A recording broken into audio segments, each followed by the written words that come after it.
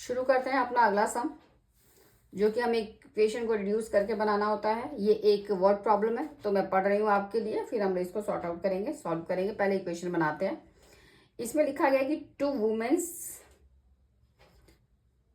Women's and 5 mens, short में लिख रही हूँ मैं, can together finish and work in 4 days। ये किसी काम को फिनिश करते हैं 4 days में। इस तरह के क्वेश्चन बहुत इंपॉर्टेंट क्वेश्चन होते हैं, और अगर आप इनको समझ में आएंगे तो ये आपको हर जगह हेल्प करेगा तरीका। तो ये एक स्टेटमेंट हो गई। दूसरी स्टेटमेंट है, while 3 women and 6 men, 3 womens and 6 men can finish its in 3 days। वो इसको फिनिश करते हैं 3 days में। अब आपको फाइंड करना है कि 1 वुमेन उसको कितने दिन में कंप्लीट करेगा, या 1 मैन जो है उसको कितने दिन में उस वर्क को कंप्लीट करेगा। हाउ मेनी डेज, दोनों का डेज फाइंड करना है आपको। तो ये स्टेटमेंट है इन शॉर्ट जो क्वेश्चन कह रहा है। तो इस तरह की सम्स में हम लोग एज्यूम करके चलते हैं कि स्टार्ट करें सॉल्यूशन। बहुत ध्यान से समझिएगा, ये बहुत इंपॉर्टेंट क्वेश्चन होते हैं। हम लोग मान के चलते हैं, जो हमसे पूछा गया है उसी को एज्यूम करते हैं। तो मान लेते हैं कि 1 वुमेन, W मैं वुमेन के लिए डोनेट वो लिख रही हूँ, 1 वुमेन कैन फिनिश, ये एज्यूम कर रही हूँ, let can finish a work is equal to x days, and 1 man finish a work is equal to y days। मैं बहुत आराम से समझा रही हूँ ताकि आपको समझ में आ जाए। फिर भी अगर आपको डाउट है तो आप मुझे बता सकते हैं, मैं इसको आपको दोबारा एक्सप्लेन कर दूंगी। ओके, तो 1 women can finish a work in x days, ये मान के चले जाए। और दूसरा भी हमने माना कि 1 man can finish a work in y days। तो इसका मतलब इस स्टेटमेंट से 1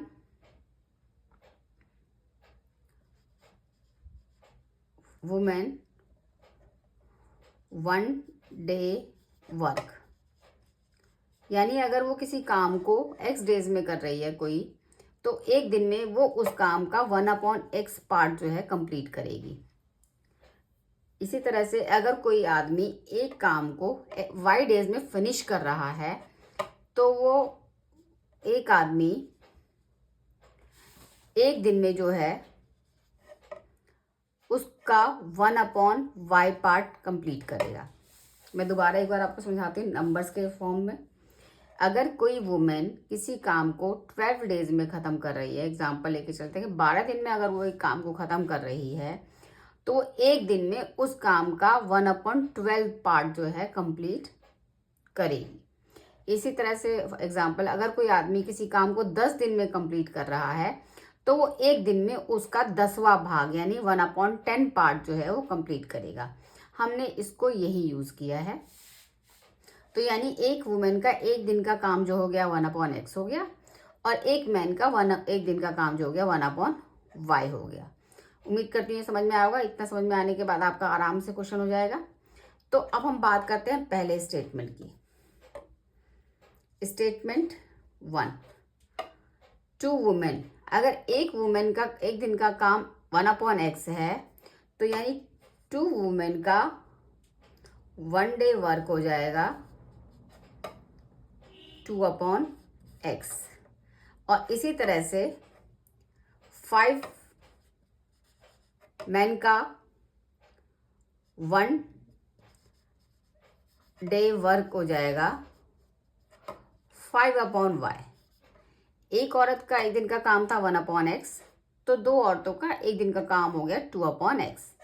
इसी तरह से एक आदमी एक दिन में 1/y काम करता है, तो 5 आदमी उसका 5 मल्टीप्लाई करके 5/y काम करेंगे।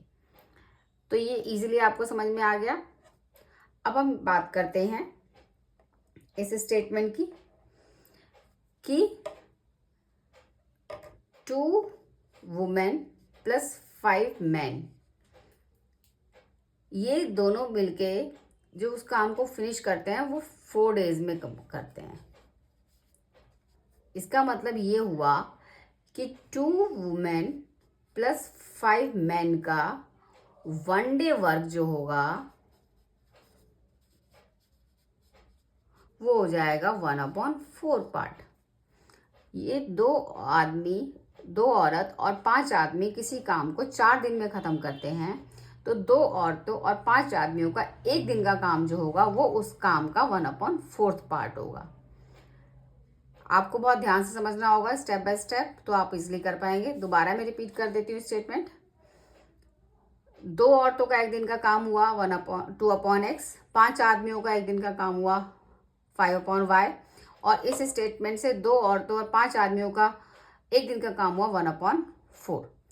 ये तीनों चीज़ें जो हैं वो एक ही इक्वेशन को शो करती हैं।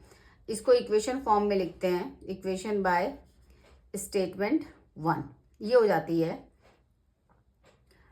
2 औरतों का काम यानी 2/x प्लस 5 आदमियों का काम 1 दिन का 5/y इज इक्वल टू 2 औरतों और 5 दिन का 1 दिन का काम यानी 1/4।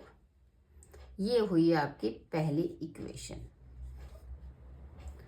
अब हम बात करते हैं, इसको और समझने के लिए दूसरी इक्वेशन को ले लेते हैं। इसी तरह से यहाँ पे है 3 औरतों का काम प्लस 6 आदमियों का काम इज इक्वल टू इन दोनों का 1 दिन का काम।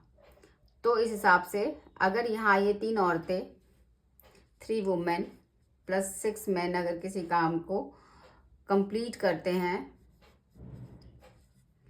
वर्क ये करते हैं 3 डेज में, तो 3 वुमेन प्लस 6 मैन इनका 1 डे वर्क जो होगा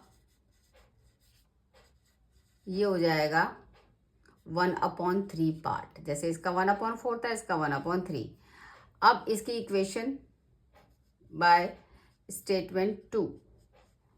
अब है इसमें एक औरत का काम था 1/x, तो 3 वुमेन का काम हो जाएगा 3/x प्लस इस बार 6 मैन है तो 6/y और ये हो जाएगा 1/3। ये इक्वेशन आ गई 2। अगर आप इस लेवल पे इस तरह से इक्वेशन बना लेते हैं तो इसके बाद कोई प्रॉब्लम नहीं आनी चाहिए। इसमें आपको पहले ही निकालना जो भी दिया होगा उसमें डेज दिए होंगे, तो आप उसको 1 के हिसाब आप निकालेंगे और उसको रेसिप्रोकल करेंगे।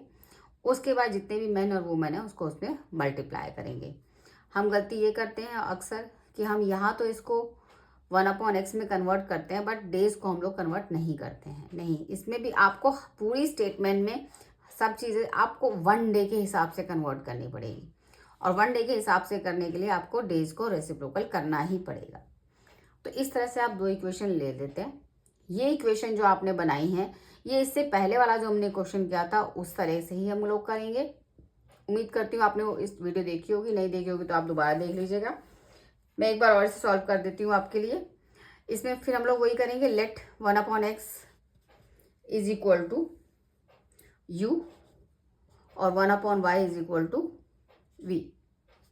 तो मैं अब शॉर्ट में कर रही हूँ इसे, तो ये हो जाएगा 2u plus 5v is equal to 1/4 और ये हो जाएगा 3u plus 6v is equal to 1/3। Multiply कर देते हैं इसमें हम लोग। आप ये नंबर छोटा है तो इसमें हम 3 का मल्टीप्लाई करते हैं, इसमें 2 का, तो ये हो जाता है 6u plus 15v is equal to 3/4 और दूसरा हो जाता है 6u plus 12v is equal to 2/3। ये 3/4 है। अब ये दोनों साइन सेम है तो हम लोग सब्ट्रैक्ट करेंगे, तो ये हो जाता है आपका 3v इज इक्वल टू 1/12। इसका मतलब v की वैल्यू आ जाती है 1/36। और ये v की वैल्यू जो होती है हमने मान रखी थी, v माना था हमने 1/y को, तो इसका मतलब y की वैल्यू जो आ गई वो आ गई 36। और इसी तरह से मैं दोबारा उस पूरी मेथड को नहीं कर रही हूँ। x की वैल्यू जो हम लोग सॉल्व करके निकालेंगे वो आ गई x इज इक्वल टू जो आएगा v हमने दूसरी वैल्यू जो आएगी वो आएगी 18। तो इस हिसाब से आपने देख सकते हैं कि एक एक्स हमने माना था वुमेन के वर्क को, यानी एक वुमेन जो है उस काम को 18 डेज में ख़त्म कर रही है और एक मैन जो उस काम को ख़त्म कर रहा है 36 डेज में। तो ये आप इसको वेरीफाई कर सकते हैं। मैं पूरा प्रोसेस आपको दोबारा नहीं समझा रही हूँ। इस क्वेश्चन को आपको समझाने का मेरा एम था इस इक्वेशन को बनाना, जो कि थोड़ा सा इम्पॉर्टेंट होता है, और इस तरह के क्वेश्चन आपको हर उसमें चैप्टर में मिलेंगे। तो उम्मीद करती हूँ आप इस इक्वेशन को आराम से बना के सॉल्व कर पा रहे हैं। तो इसको आप कंप्लीट करेंगे जिस तरह से मैंने इसे v की वैल्यू निकाली है, इसी तरह से सब्स्टिट्यूट करके आप u की वैल्यू निकालेंगे और u और v की वैल्यू को सब्स्टिट्यूट करके आप x और y की वैल्यू भी निकालेंगे। और x और y की वैल्यू निकालने के बाद अगला स्टेप आप इसको वेरीफाई भी करेंगे इस इक्वेशन में, किसी भी इक्वेशन में इसमें या इसमें रख के आप उसको वेरीफाई भी करेंगे। तो उम्मीद करती हूँ कि ये आपको समझ में आया होगा। अगली क्लास में मिलते हैं हम लोग इसी से थोड़ा सा और टिपिकल क्वेश्चन को लेके, जो कि एक अलग मेथड के ऊपर बेस होगा।